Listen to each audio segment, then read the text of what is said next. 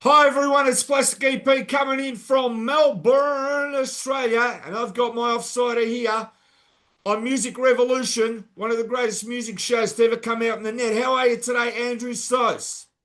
Excellent. Excited to be here and to meet Stephen, a consummate Beatles collector. A collector all his life, and he's got a special helper there. How are you today, Stephen? Look, I'm really good, thanks, Plastic and Andrew. Great to be doing this with you. And let me introduce you to Ringo, who's with me today. He's having a bit of a nap under the table, but I'm sure he'll join in a bit later. Hey, Ringo.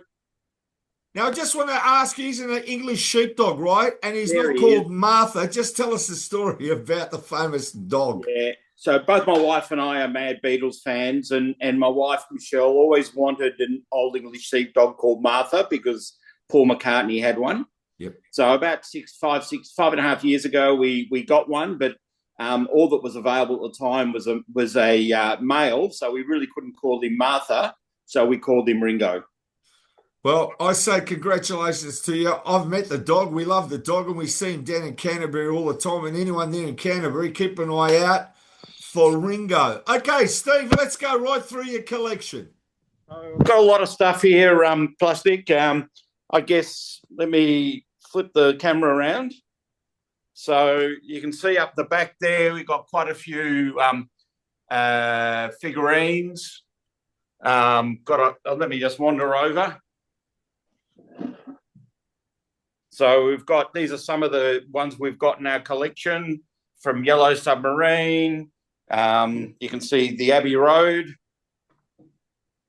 I've got some of my books up here. The Mark Levinson one was a beauty, I read. I'm looking forward to the second volume coming out. I don't know when it will be, but it's a huge read, but well worthwhile. Got all my vinyl here. So there's the standard collection, the main records. And when you say that, you're talking the English selection, aren't you? The English one, not the American one. That's right. So please me with the Beatles, etc. Yeah, just ask me any questions along the way. Yeah, just pull out some of those records. And I noticed there you got the EP, the Magical Mystery Tour original one that's a that beauty, came out that in one. '67. So let me take that one out. So this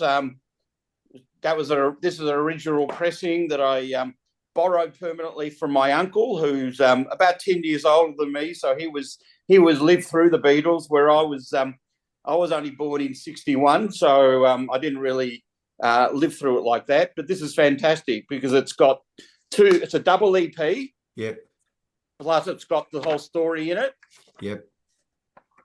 So that's quite a nice collector's item.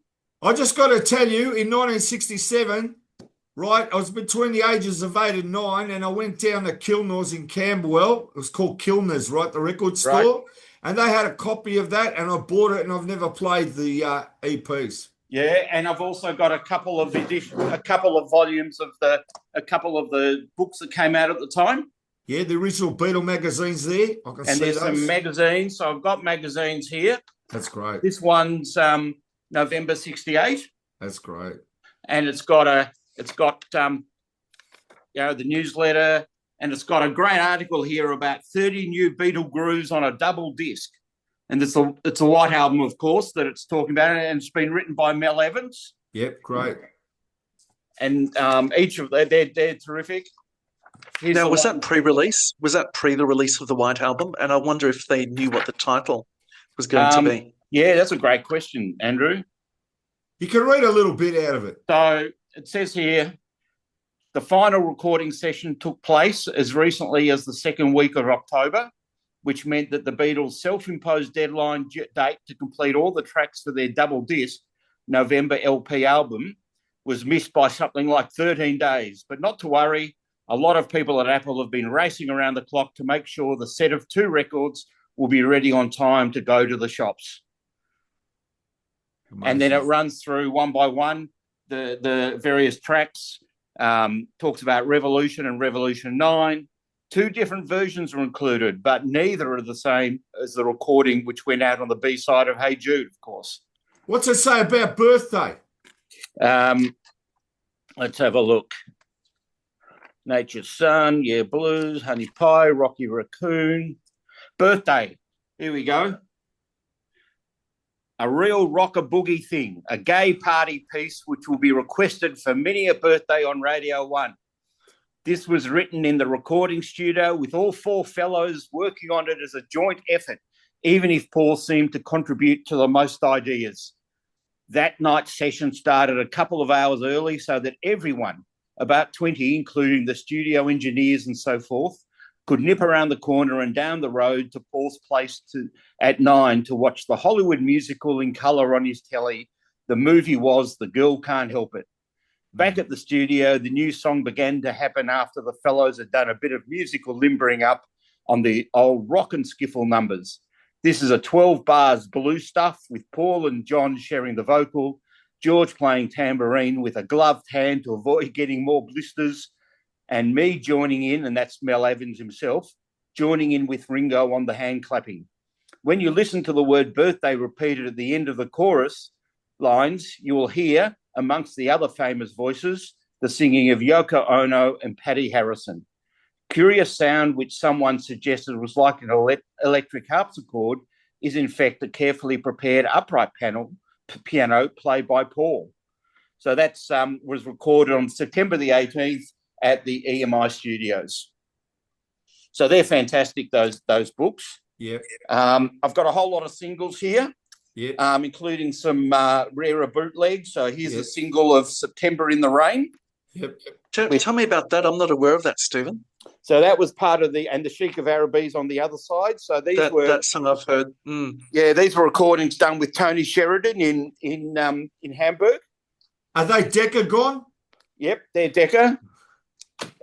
There's also Memphis and The Love of the Loved, back with Love of the, and so they were also done with Tony Sheridan.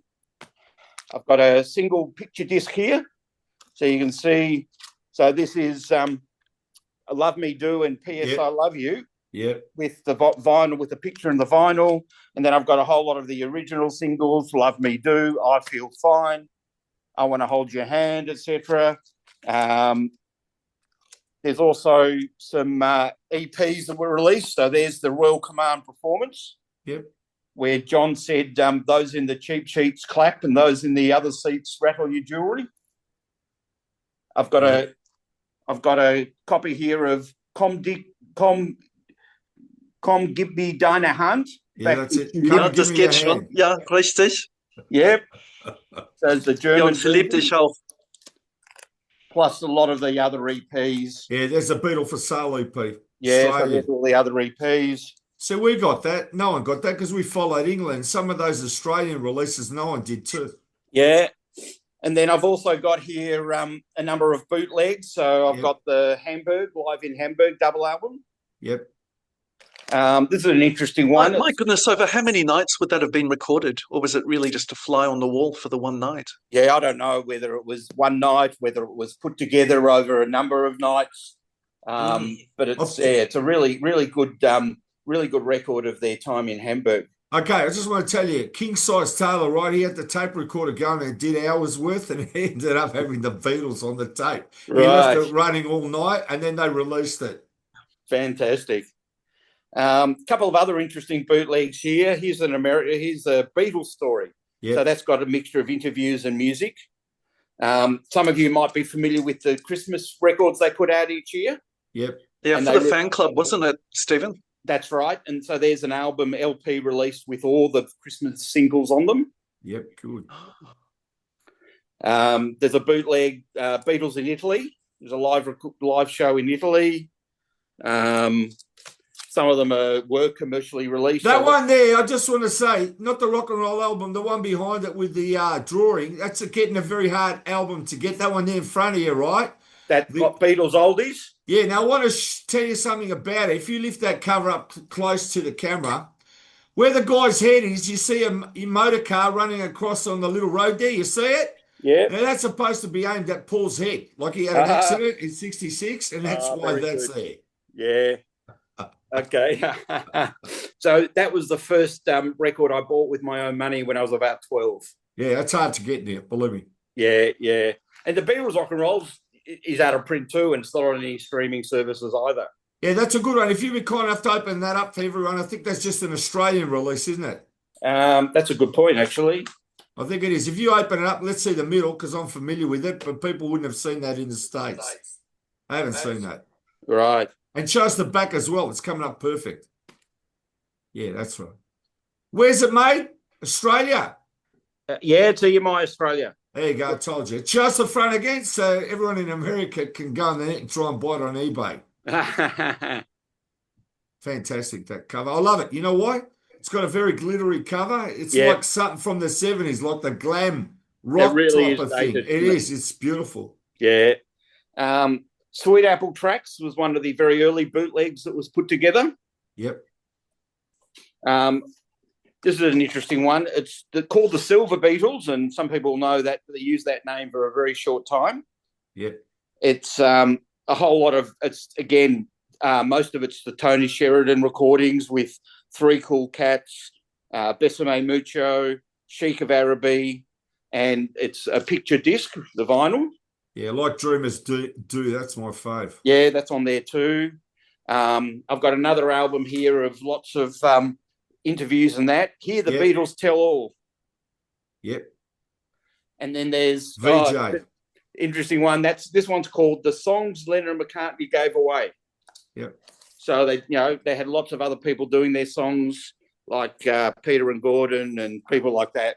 Billy J. Kramer. Yeah, they're all on there. I've got a whole lot of singles from solo singles, so Instant Karma, Imagine. Yep. This is an interesting one. So it's Elton John and John Lennon. That was John Lennon's last live show. Yep. November 74. What's on that? Help me make it through the night, or help me. Yeah, that's right. So what's that called again, that song? Yeah, I saw her standing there, whatever, through the night, and Lucy in the Sky with Diamonds. Yeah, that's what he did. So this is where all of your Apple stuff is, isn't it, Stephen? Yeah. So these are solo ones. So you can see the Apple, Plastic Ono Band, Power to the People. Yeah. So they're all the Apple ones. And here's a question for you, Stephen. Yeah. Your dog Ringo. Do you know what Ringo means in Japanese? No. Well, this week I read the Yoko Ono biography. It means apple. Is that right? Yes. There he goes. Might be going to have a drink of water or something. He's a star. Some of the books I've got here, some of you may be familiar with these. I've just sort of bought them over the years. This one was about 1978, that one. Oh, this is interesting. Some of you may have seen this before, the famous Rolling Stone cover. Yep. And so this is the full edition of the Rolling Stone with the interview. Collector's item now. That's a good one, that one. Couple of other, there was lots of these tribute out magazines and things put out over time.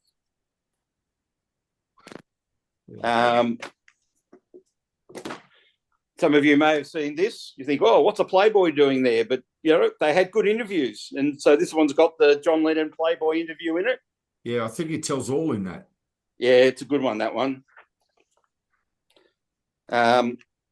He made the cover of Time magazine when he died, unfortunately, but there's the Time edition. Time it was put out after that, and Newsweek as well. So there was all the news magazines covered his sad death. Yep. And there was lots of tributes put out. There's another one, John Lennon, a Legend. Yep. This is a good one. This is an original from the period, the Hard Day's Night. It's a souvenir program. Yeah, it's great. So with some great photos talking about the making of the movie. Similarly, there's a souvenir here from the Beatles of Broadway. Yeah, they're beauties. Those ones there, they're at the time period. They're great. Yeah, they're from the period. Yeah, that one says here 29 cents. Yeah, let's go back to them. I'll have 5 of those. This isn't from the time, but it's reproductions of the Mersey Beat. Yeah, that's a fantastic People one. I've know seen that. All the yeah. articles on the Beatles. are in Yeah, there. so it's got all the articles right from the beginning, Yeah, reprinted. reporting on the Beatles. Yeah, fantastic. And it's all facsimile, this one, not original, of course, but it's still great to go back. You can see all the adverts around the magazines, what people at the time were, how they were writing about them at the time. Even before they'd, hit big, it's fascinating to read what people were talking about. Fantastic. What else can I show you here? Oh, I put a couple of things aside because I know you're a big Monkeys fan and a Partridge Family fan, Plastic. Yeah, a Partridge Family coming after, but the Monkeys were first. Here we go, Headquarters. That's great. So Headquarters, that's an original one, yeah.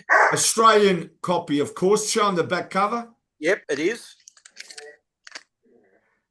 That's the Australian copy, right? And it's even got the fan club there. Read out the fan club address. Yep, yeah. Post Office Box 17, Roselle, New South Wales. Oh, Ringo wants to join in. Come in, Ringo. Come in. That's it. Come on. He's a star. And a Partridge Family EP. Yeah, that's good. This is an interesting one. I don't know how many have seen this. A good friend of John Lennon's was Harry Nilsson. Yep. And John produced his album called Pussycats. Yeah, that's a beauty. I haven't seen that around. That's rare. Ruined his voice in the process from memory, Stephen, if I'm right, with John Lennon egging him on to scream until blood covered the microphone. Right. And that was all done during his lost weekend when he separated from Yoko. And, yeah, they got up to all sorts of things, Harry Nilsson and John Lennon. I'm glad we're getting a narration there from Ringo. That's great. He's pointing in. Hey, Ringo. Good boy. Here we go. He's getting into it too. What else have I got here? I've got and a lot of the solo albums. One of my favourites is Ringo. Live piece in Toronto. Yep. And so there's a lot of the solo albums here. Great. I'm in New York City. This is again another favourite. George Harrison's triple album, All Things Must Pass. Celebrated it just recently, a couple of years ago. Its 50th anniversary with a great What else do you want to know? So that's. How did you go with Anthology? Did you pick up a copy of that? That seems to be due for another release, doesn't it? Yeah, so what I'm showing you here is all the stuff on vinyl. Yeah. Not all my I've got things like Anthology and Let It Be, the naked version, all that sort of stuff I've got on CDs. Yeah. So I've just got out today my vinyl rather than CDs. Look, I just want to say I think it's a fantastic collection, and I know you got more, and we can't show it all. No. But look, I think for everyone out there in the US and the UK and that, they're going to get a slice of what Australian collectibles are as well as what you've got there. And it just shows how much the love of the Beatles that you've got for them. And the Beatles live on forever, believe it or not, in 2025, more than ever before. And as I said, even myself, I'm glad you pulled out a few books because I'm sure you've got a room full of books like all of us. Absolutely. So I've got a few of them here, but there's plenty of them. And I grew up with stories of my uncles going to Festival Hall here in Melbourne to see them. Southern Cross Hotel, where they were standing on the balcony. It was fantastic images, and there's some terrific videos around of those shows in Melbourne. Now, I just want to... Stephen, I've got two ashtrays from the Southern Cross Hotel in Melbourne. I'm hoping that if they weren't used for the Beatles show, they were at least used when Paul McCartney came with Wings and played in Melbourne and stayed there. Fantastic. Hey, Andrew, make sure you will me one of those, will you? Now, I'll bring one for you, Plastic. Please, can you? I'll actually have it on my desk here. I love it. Thank you for that. Now, I just want to say, being honest, right?